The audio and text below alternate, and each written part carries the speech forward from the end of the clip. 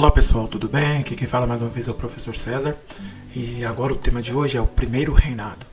Vou fazer aqui uma breve leitura, depois já coloco o podcast Poderoso, Milagroso, Salvador. Bora lá pro vídeo. Vamos lá. Um breve resumo, direto com foco no que mais cai em concurso público, destacando os pontos centrais e a perspectiva dos autores, personagens citados no documento, tá pessoal? Então vamos lá. Aqui, já destaco aqui. Resumo estratégico. Vou pegar um pedaço do período regencial para começar o primeiro reinado. Começando. Vamos começar aqui pelo período regencial, que é de 1821 a 1822. O contexto é a oposição entre o Partido Brasileiro, tendo um líder como José Bonifácio. Eles exigiam a independência corrente de liberais e conservadores. E o outro partido, deixa eu ver se consigo trocar a cor. Peraí. O outro partido. Opa, pera.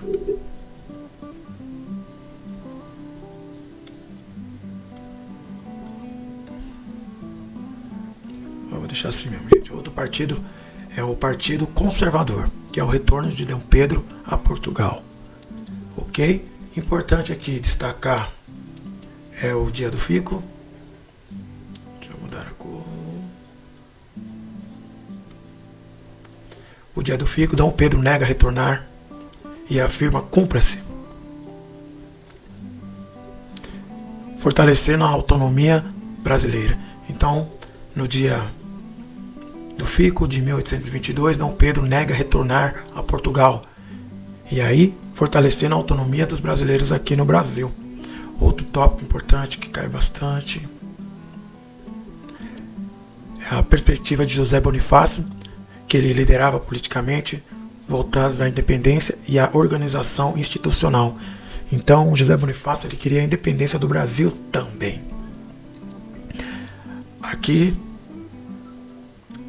temos como resultado a independência declarada dia 7 de 9 de 1822, com o apoio da Inglaterra e também dos Estados Unidos.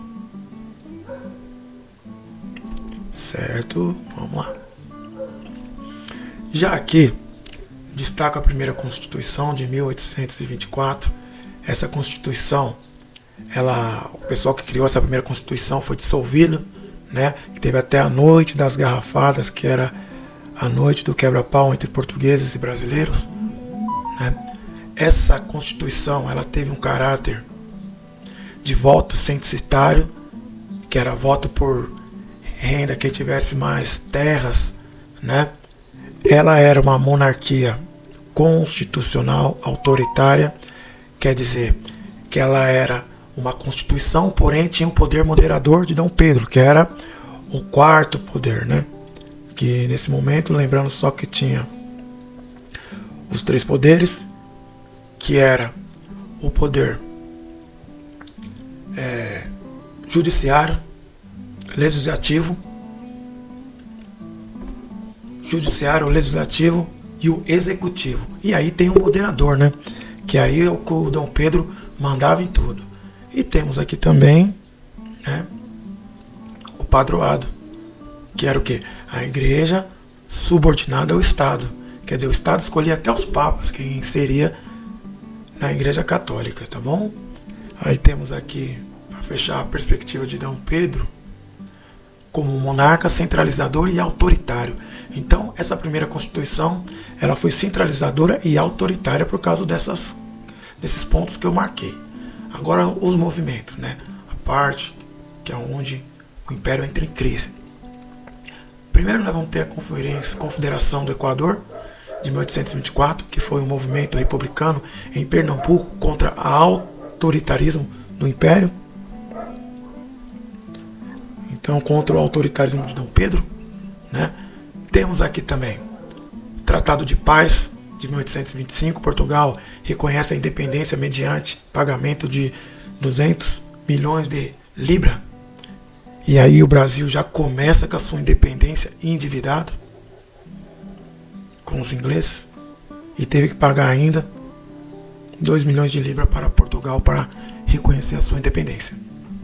Temos aqui também a Guerra da Cisplatina, de 1825 a 1828, e resultou na perda da banda oriental, que hoje se origina no Uruguai.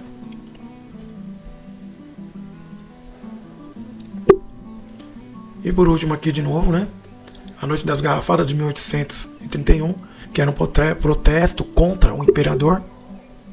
E o que ficou aqui bem forte é a abdicação e o retorno de Dom Pedro a Portugal. Já está acabando, pessoal. Vamos lá. Destaquei aqui a perspectiva geral do período.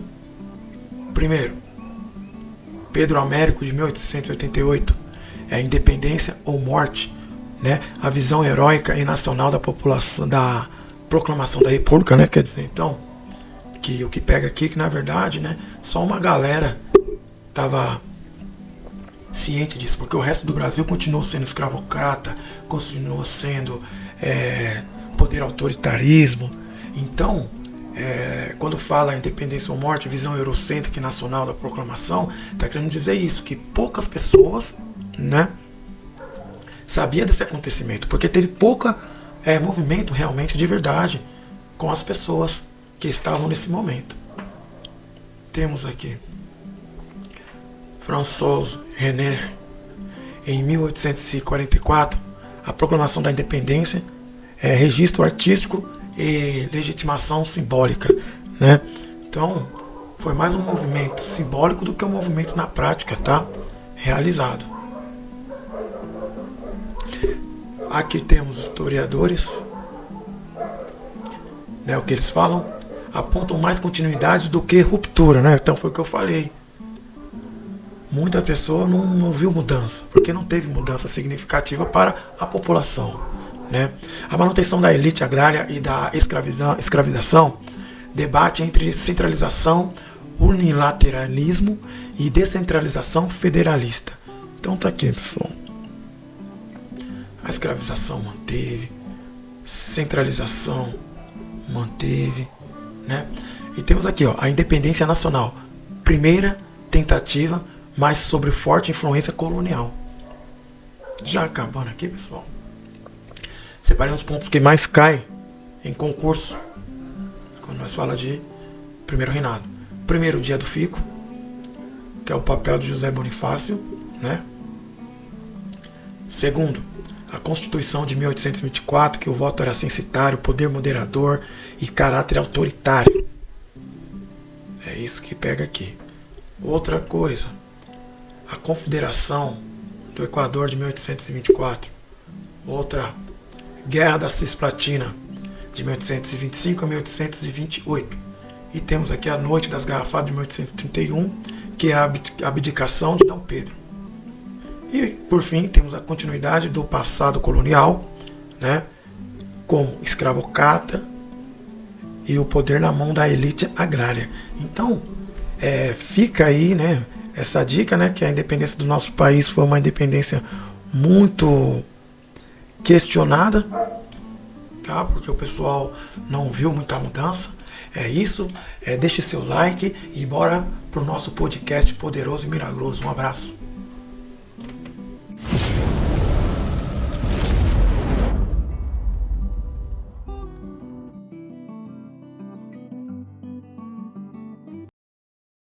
Bem-vindos ao nosso mergulho. Hoje o tema é, o Brasil logo depois da independência. Aquele comecinho, sabe? 1822, o grito foi dado, mas e aí? Como essa liberdade começou na prática? Exatamente. Vamos focar no primeiro reinado, né, o governo de Dom Pedro I, que foi de 1822 até 1831. É um período curto, mas, fundamental. A gente está se baseando aqui em anotações sobre o que o Brasil herdou da colônia, as tretas para fazer essa independência valer, a primeira Constituição e a crise toda que levou o imperador a sair. Então, a ideia é entender esses primeiros passos do Brasil como nação, os conflitos, a política que nasceu ali e por que esse primeiro governo durou tão pouco tempo, né? Parece que mal começou e já acabou. Pois é. E para começar, tem que olhar para trás. Independência política, ok. Mas e a sociedade, a economia? O que ficou da época colonial? Boa pergunta. Olha, ficou muita coisa. A base mesmo, sabe? Aquelas fazendas enormes, o latifúndio, a produção agrícola voltada para exportar e, crucialmente, a escravidão. Era ela que movia tudo. A elite que apoiou a independência queria manter isso aí. Entendi. Quer dizer, a independência foi feita, mas sem mexer muito nas estruturas de poder e na economia que já existiam. Exatamente. E essa independência não foi assim, aceita de boa em todo lugar, não. Ah, teve resistência? Sim, e muita. Lá na Bahia, no Pará, por exemplo, os portugueses resistiram com armas. E ainda teve a questão da província Cisplatina, o atual Uruguai, que queria se separar. E como o governo lidou com isso? Teve que usar a força. Contratou mercenários estrangeiros, principalmente ingleses e franceses, para lutar nessas províncias e na Cisplatina. Mercenários? Imagino que isso custou caro. Muito caro. E quem pagou a conta? O povo, né? Com aumento de impostos. Fora essa luta interna, ainda tinha os desafios de fazer os outros países reconhecerem o Brasil. E isso também teve um preço. Certo. Quem reconheceu primeiro e como foi? Os Estados Unidos, em 1824. Interesse econômico, né? A doutrina Monroe estava começando. Depois veio Portugal, em 1825. Mas cobrou caro. Uma indenização de 2 milhões de libras esterlinas. Uma fortuna. Nossa, e como o Brasil pagou isso? Aí entra a Inglaterra. Também em 1825, ela reconheceu o Brasil, mas, ela emprestou dinheiro para pagar Portugal. Ou seja, já começamos endividados com a Inglaterra. E não só isso. Para reconhecer e emprestar, a Inglaterra exigiu renovar os tratados comerciais de 1810, que eram super vantajosos para ela, e pediu o fim do tráfico de escravos. Essa parte do tráfico demorou para ser cumprida, mas a dependência econômica, essa sim, começou forte ali. Entendi.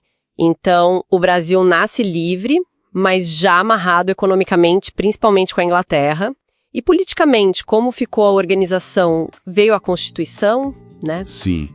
Primeiro tentaram uma em 1823, que ficou conhecida como a Constituição da Mandioca. Ela dava mais poder para o legislativo, limitava o imperador. E por que da mandioca? Porque o voto seria baseado na renda, calculada em alqueires de mandioca. Mas Dom Pedro I não gostou nada disso, achou que limitava demais o poder dele e, dissolveu a Assembleia Constituinte. E aí? Aí, em 1824, ele simplesmente outorgou uma Constituição, ou seja, impôs a Constituição do jeito que ele queria. E o que essa Constituição imposta dizia? Estabelecia uma monarquia constitucional hereditária, o catolicismo virou religião oficial e a igreja ficou bem ligada ao Estado, pelo padroado e beneplácito.